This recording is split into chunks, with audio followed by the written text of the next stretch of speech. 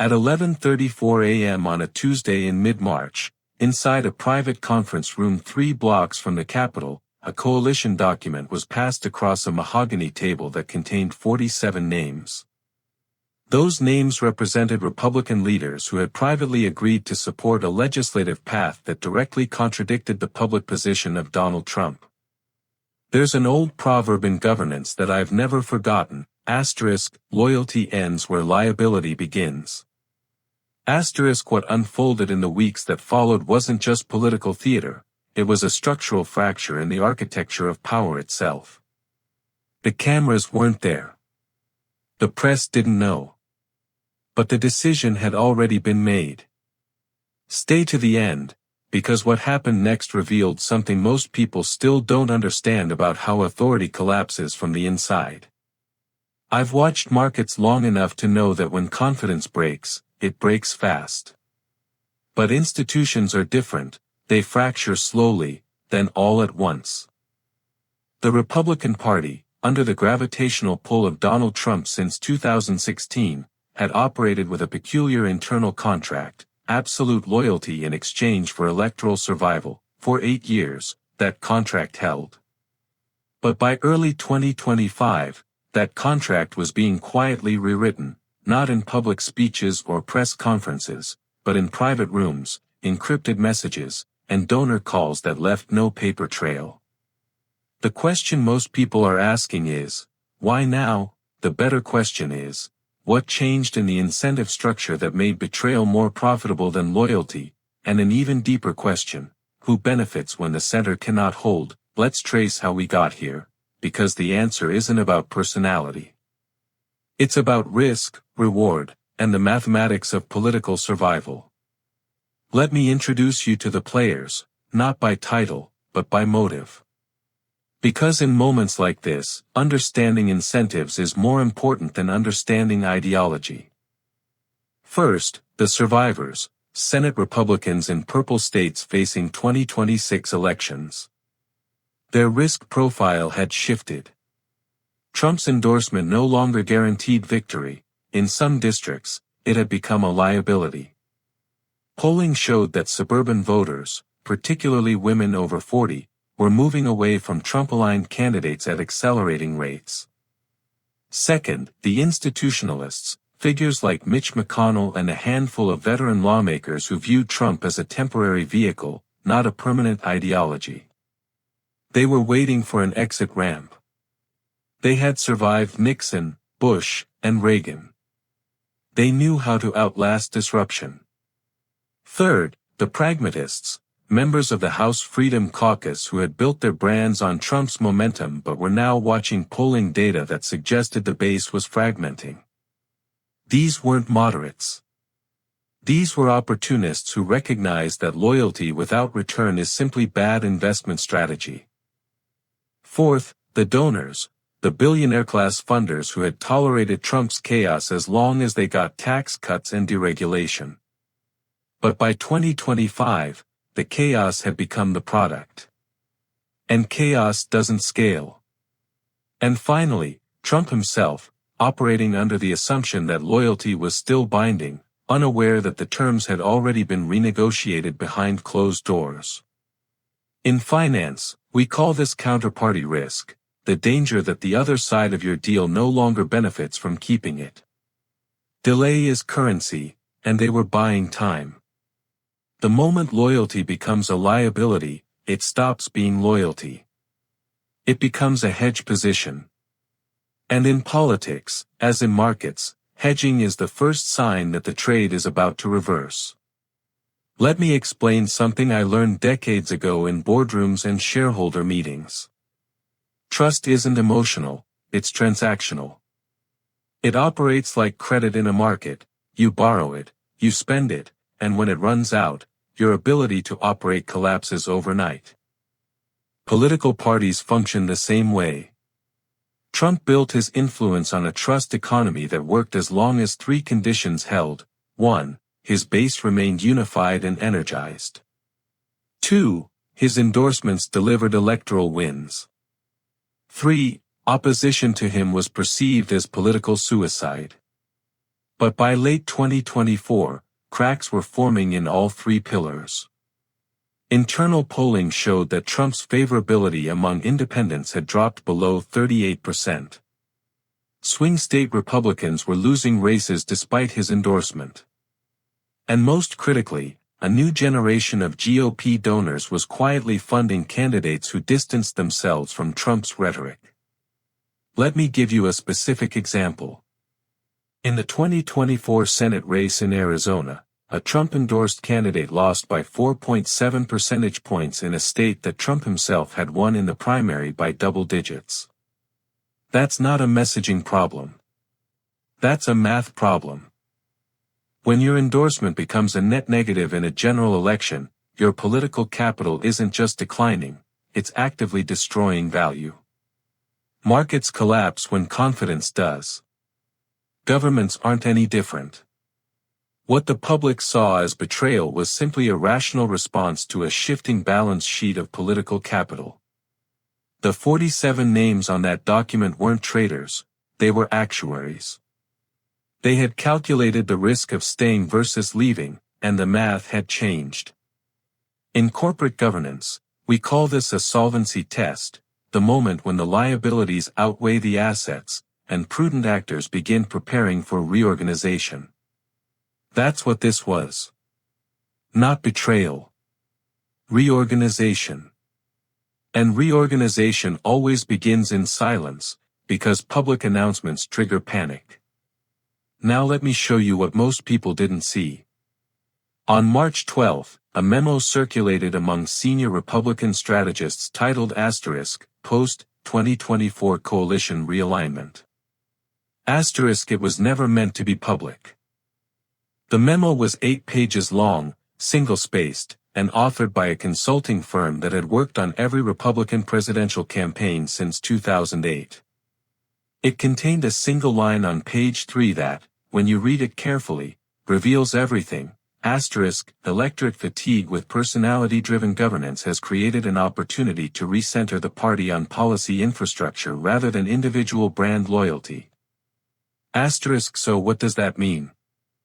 It means they were preparing to build a Republican identity that could survive without Trump, and more importantly, that could win without him.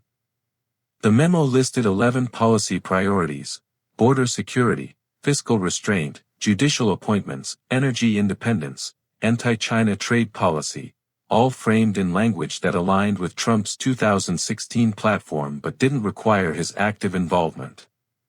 It was a blueprint for separation disguised as strategy. Within 2 weeks, 3 prominent senators began using identical phrasing in interviews. Were focused on the agenda, not the individual. Senator Tom Tillis of North Carolina said it on Fox News. Senator Todd Young of Indiana said it on a podcast. Senator Shelley Moore Capito of West Virginia said it in a local radio interview. That's not coincidence, that's coordination. When messaging synchronizes across multiple actors without public announcement, you're watching orchestrated transition, not organic evolution. The document wasn't a betrayal, it was a business plan. And business plans don't require loyalty. They require outcomes. But here's where it gets more interesting. Buried on page 6 of that memo was a section titled Risk Mitigation Strategies. It outlined 3 scenarios under which the party could decouple candidate success from executive brand volatility. Translation: how to win elections without depending on Trump. The first strategy was policy localization, empowering state-level candidates to customize their platforms to regional concerns rather than national narratives. The second was donor diversification, reducing dependence on Trump-controlled PACs by cultivating direct relationships between candidates and major donors. The third was media decentralization, building alternative communication channels that didn't rely on Trump's social media presence or endorsement. All 3 strategies had one thing in common: they created infrastructure that could operate independently of Trump's participation. This wasn't planning for a split. It was planning for survival after one. Let me take you inside another piece of evidence that surfaced in late March. A leaked Zoom recording from a private donor call hosted by a Republican super PAC. The call took place on March 19 at 8 p.m. Eastern Time. The attendees included seven-figure contributors and two sitting senators whose names I won't mention, but both represent states Trump won by more than 15 points in 2020. At the 14-minute mark, one of the senators said this, and I'm quoting directly, *, we can't keep tying our futures to someone whose legal exposure creates daily volatility in our messaging. The room went silent for 4 seconds. Then the call continued as if nothing had been said. But that silence. That was the sound of consensus forming in real time. Silence is just guilt in slow motion. Silence is just guilt in slow motion. What that senator articulated was the core tension: Trump's legal battles, for criminal indictments, multiple civil cases, mounting financial judgments exceeding $500 million, had turned him into a systemic risk for anyone politically adjacent to him. And systemic risk is something markets eliminate, not embrace. Later in that same call, a donor from Texas asked a question that nobody answered, *, if he's convicted before the convention, what's our contingency? 18 seconds of silence. Then someone changed the subject. But the question lingered, because it was the question everyone was thinking but no one wanted to voice. Contingency planning is an admission that the current plan might fail. And admitting that out loud would have been the real betrayal. Here's what the media coverage got wrong. They framed this as a story about disloyalty, about Republicans turning on Trump. Pundits debated whether it was cowardice or courage. Commentators analyzed personalities, grudges, and backroom drama. But that misses the hidden mechanism. The problem isn't the split itself. It's who controls the infrastructure of decision-making. Let me explain. For years, Trump controlled three critical levers: endorsements, media attention, and small-dollar fundraising. Those levers gave him veto power over Republican strategy.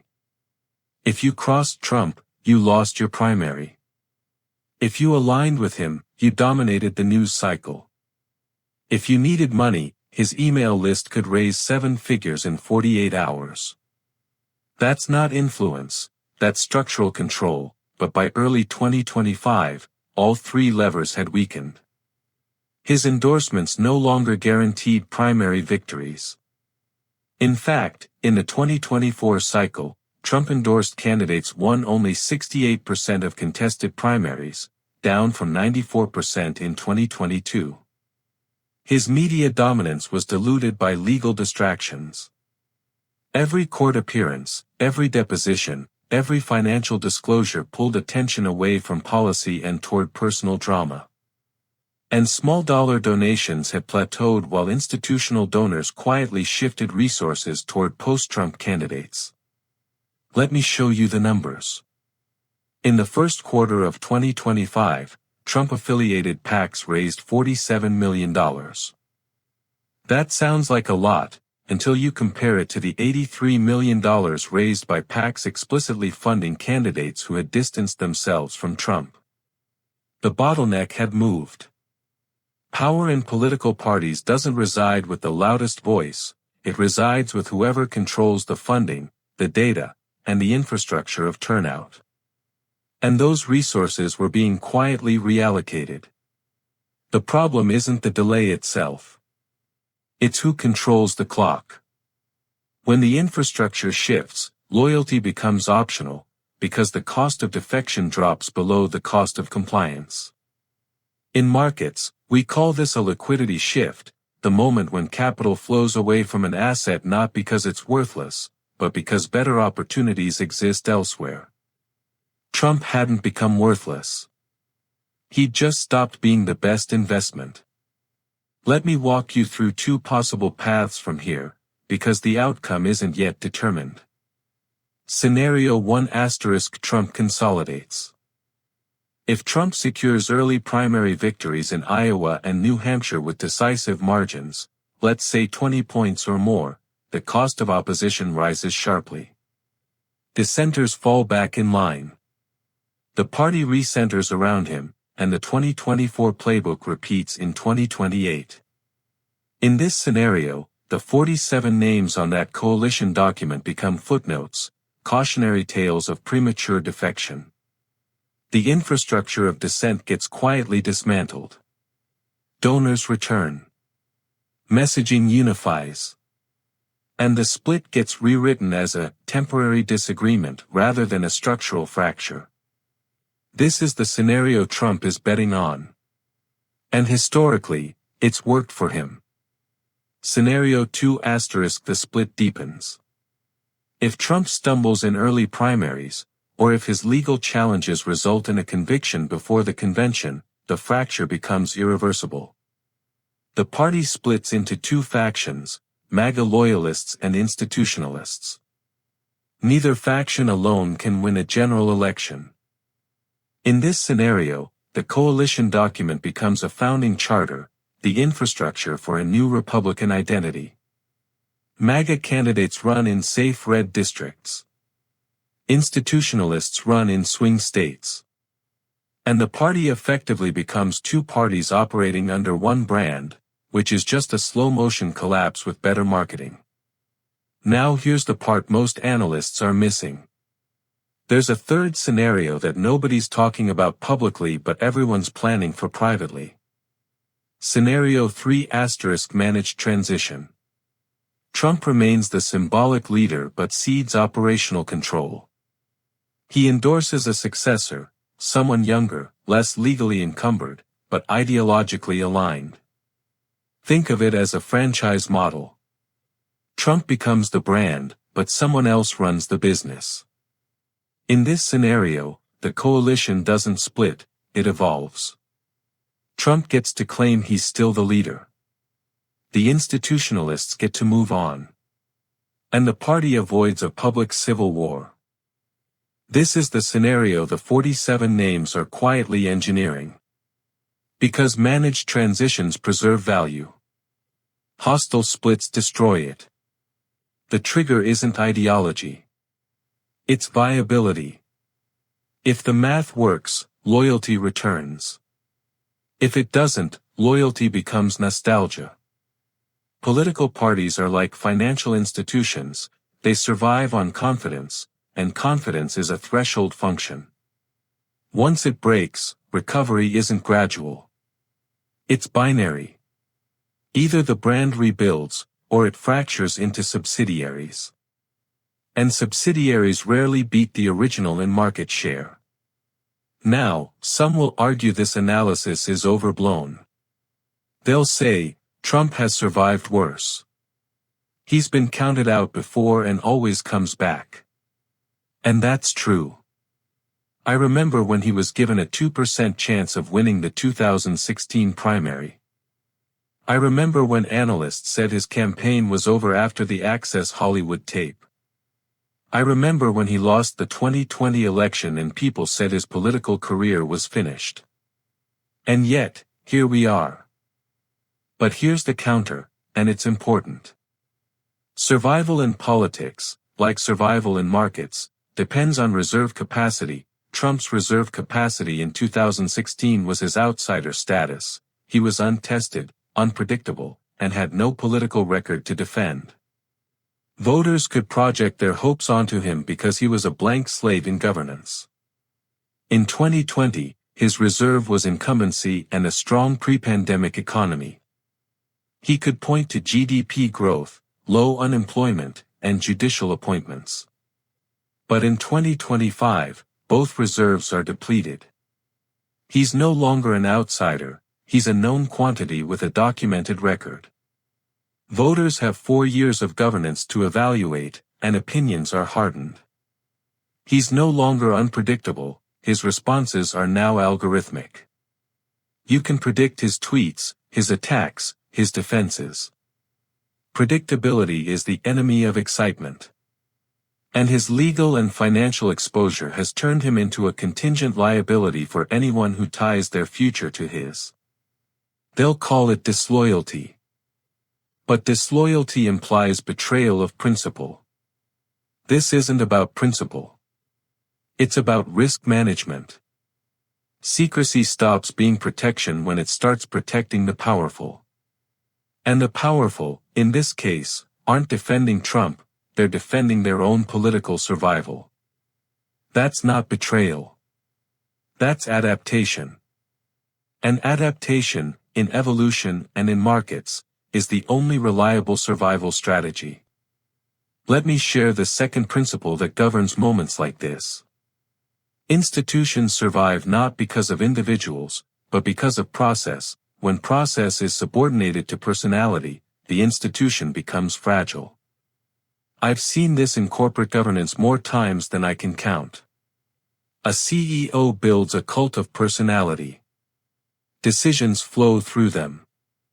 The board becomes ceremonial. Strategy sessions become approval meetings. And the company thrives, until that CEO stumbles. Then the institution has no immune system. It can't adapt. It can't pivot. It collapses or fragments. Political parties are no different. The Republican Party, from 2016 to 2024, operated as a personality-driven organization. Trump wasn't just the leader, he was the process. Strategy, messaging, endorsements, fundraising, primary interventions, media strategy, all routed through him. That created extraordinary short-term efficiency. Decisions were fast. Messaging was unified. The base was energized. And for a while, it worked. But it also created structural brittleness. Because when Trump's political capital weakened, the party had no independent decision-making infrastructure to fall back on. No bench. No committee structure that mattered. No elder statesman with real authority. No policy apparatus that could function independently. Documents don't blink. Documents don't blink. What I mean by that is simple: institutions that rely on documentation, procedures, and distributed decision-making survive leadership transitions. Institutions that rely on personal authority don't. Think about the Federal Reserve. Chairmen change. Policy evolves. But the institution persists because it's built on process, not personality. Think about the Supreme Court. Justices retire. Ideologies shift. But the institution persists because it operates on documented precedent, not individual charisma. Now think about the Republican Party in 2025. If Trump stepped away tomorrow, for any reason, could the party function? Could it select a nominee? Could it unify around a platform? Could it coordinate strategy across 50 states? The 47 names on that coalition memo weren't plotting a coup. They were building a process.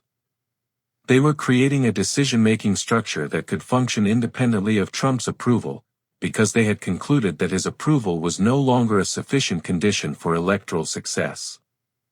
They were building an institutional immune system that the party had lost. When rules bend for convenience, they stop being rules.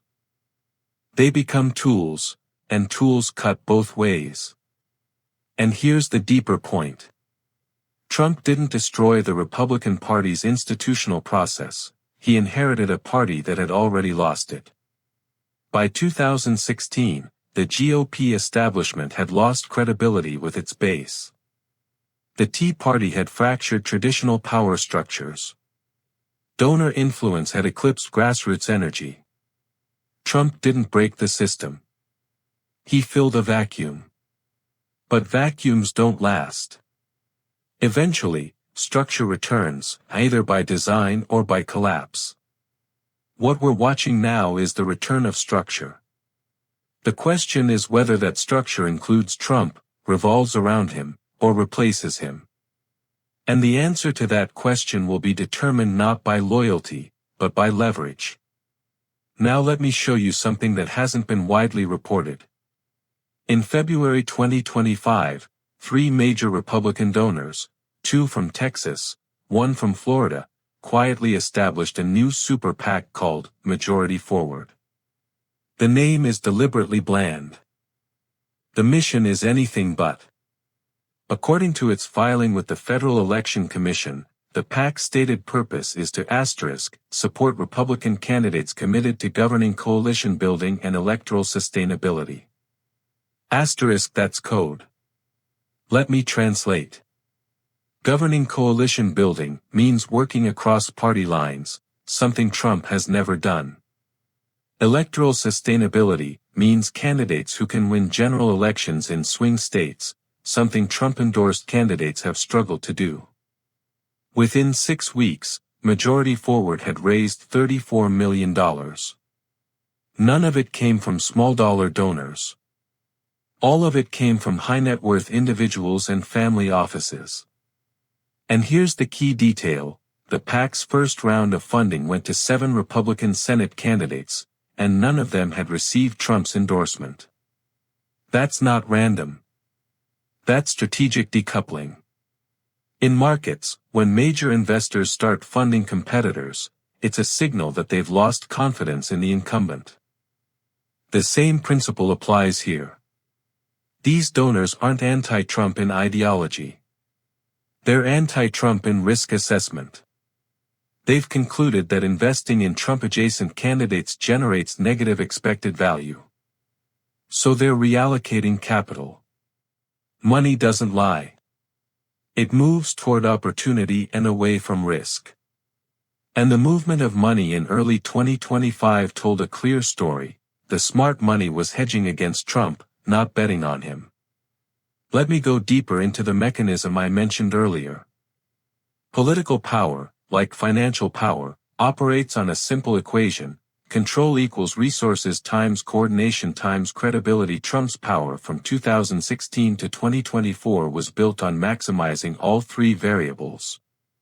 He controlled resources through small-dollar fundraising and PAC dominance. He controlled coordination through endorsements and social media reach.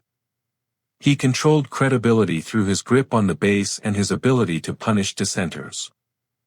But by 2025, all 3 variables had weakened simultaneously, and that's what created the inflection point. Resources were being redirected.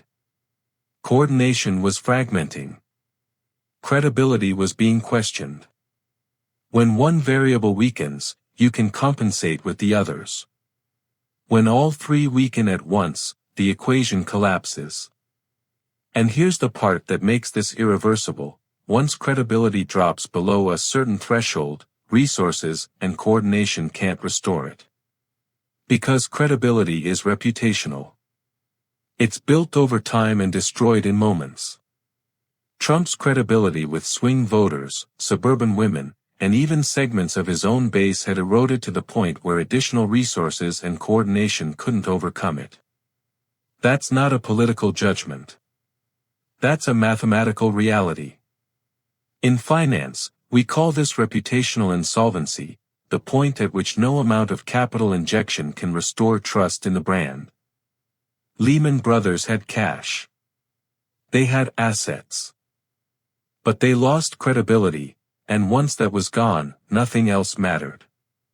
The Republican establishment had recognized that Trump was approaching reputational insolvency. And rather than go down with the ship, they were quietly building lifeboats. That's not betrayal. That's survival instinct. So here's the lesson, and it applies far beyond politics. Loyalty is not a strategy. Loyalty is an outcome of aligned incentives. When incentives diverge, loyalty evaporates, not because people are dishonest, but because survival instincts override symbolic commitments. The Republican Party isn't fragmenting because of moral failure. It's fragmenting because the conditions that created unity, Trump's electoral dominance, his fundraising power, his media control, have eroded. And when the conditions change, the structure adapts or collapses. What we're watching isn't betrayal. It's evolution under pressure. The question isn't whether Trump's allies are loyal. The question is whether loyalty still serves their interests. And increasingly, the answer is no. I've spent 6 decades studying how organizations respond to stress, corporations, governments, institutions of all kinds. And the pattern is always the same. When the cost of loyalty exceeds the benefit, loyalty becomes performative. People say the right things in public. They signal allegiance in speeches and social media. But privately, they hedge. They build alternatives. They prepare for the next chapter. That's not cynicism. That's realism. Trust, in politics as in markets, is the real currency. Once it's gone, no amount of rhetoric can restore it. You can't force confidence. You can only earn it, or lose it. And right now, confidence in Trump's ability to deliver electoral wins is eroding faster than his ability to demand loyalty. When rules bend for convenience, they stop being rules. They become tools, and tools cut both ways. The betrayal isn't personal. It's structural. And structural betrayals are the ones that last. Because they're not about feelings. They're about mathematics. And mathematics doesn't negotiate. If clarity matters to you as much as the truth, consider subscribing. I don't do this to chase algorithms or harvest clicks. I do it because I believe systems work better when people understand how they work, not just what they produce. Next episode, we'll examine the 3 signals that decide whether institutions hold or fracture under pressure. And we'll look at a case study most people have forgotten, but one that explains almost everything happening now. It's about the collapse of the Whig Party in 1854, and the structural parallels to today are unsettling. If you value depth over noise, you'll want to see it. Until then, stay skeptical. Stay curious. And remember, the truth is never hidden. It's only delayed. And delay, as we've seen, is just a decision in slow motion. Within 72 hours of the coalition memo leak, hashtags flooded every screen, hashtag GOP Civil War. Hashtag Trump betrayed.